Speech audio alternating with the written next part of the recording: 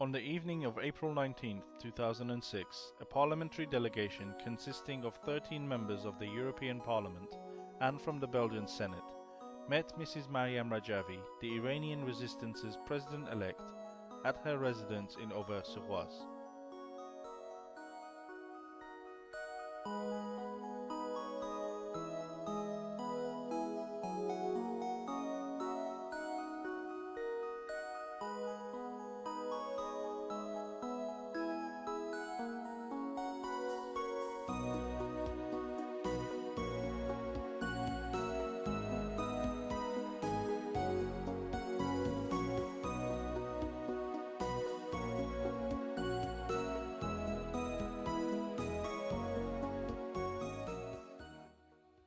In attendance at this meeting were Alejo Vidal Quadras, First Vice President of the European Parliament, Paulo Casaca, Co-Chairman of the Friends of a Free Iran Intergroup (PSE), Strawn Stevenson, Co-Chairman of the Friends of a Free Iran Intergroup and Vice President of the PPE-ED Group. In this meeting, Mrs. Rajavi said, "For the ruling mullahs, the nuclear bomb, domination of Iraq and export of terrorism and fundamentalism are considered as guarantees for their survival. As such, they will never abandon them." She added, "Time is running out in trying to prevent the mullahs from acquiring the nuclear bomb and dragging the region into war and catastrophe. Any delay in adopting a decisive policy would be the greatest boost to the mullahs to realize their evil objectives." Mrs. Rajavi noted that the key to resolving the Iranian problem and the definitive response to the mullahs' threats is regime change and the establishment of democracy by the Iranian people and resistance. Widespread popular protests reflected the Iranian people's desire for change, she added. Mesdames et messieurs,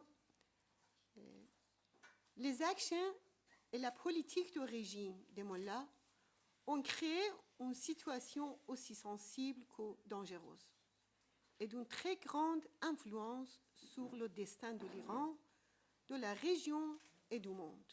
Aujourd'hui, en présence des élus des peuples européens, j'appelle ces États à abandonner la politique de complaisance et à soutenir un changement démocratique en Iran pour empêcher une guerre dans la région et empêcher les mollahs d'obtenir l'arme atomique. The parliamentary delegation expressed its support for Mrs. Rajavi's third option and democratic change in Iran. It stressed that in the past 2 decades, the policy of appeasement had only helped a suppressive and ruthless regime to remain in power. It also underscored that the People's Mujahideen Organization of Iran was a legitimate resistance movement and that the terrorist label against the Mujahideen had no justification whatsoever. The terrorist label has been a major blow to democracy in Iran and peace and tranquility in the region and deprived the international community from a vital ally to thwart the mullahs' nuclear weapons drive. The delegation further condemned any restrictions imposed on Iranian dissidents, especially in France, at the request of the Iranian regime and on the pretext of terrorism against the main Iranian opposition force. It reiterated that the National Council of Resistance of Iran was a genuinely democratic alternative that should be supported. The parliamentary delegation demanded the adoption of a firm policy against the clerical regime by the European Union and the United Nations Security Council. Belgian Senator Margaret Herman said, "Similar to the European Parliament, we are opposed to the terror label against the Mujahideen. We adopted a resolution in the Belgian Senate unanimously calling on the EU to review the blacklisting of the Mujahideen." We in the European Parliament, the members of the European Parliament that are here today, fully support the third option offered by Mrs. Rajavi.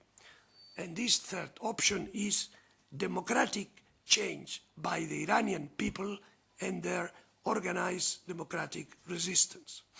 We believe it's time for the European Union to seriously change its policy toward the regime and its opposition. Je voudrais tout simplement vous dire qu'il faut absolument changer notre politique, il faut renverser les positions, il faut retirer de la liste des organisations terroristes ceux qui résistent, l'organisation de la résistance principale qui vient des Moudjahidines du peuple de l'Iran et mettre là sur la liste l'Iran et toutes les organisations qui sont dirigées par ce pays.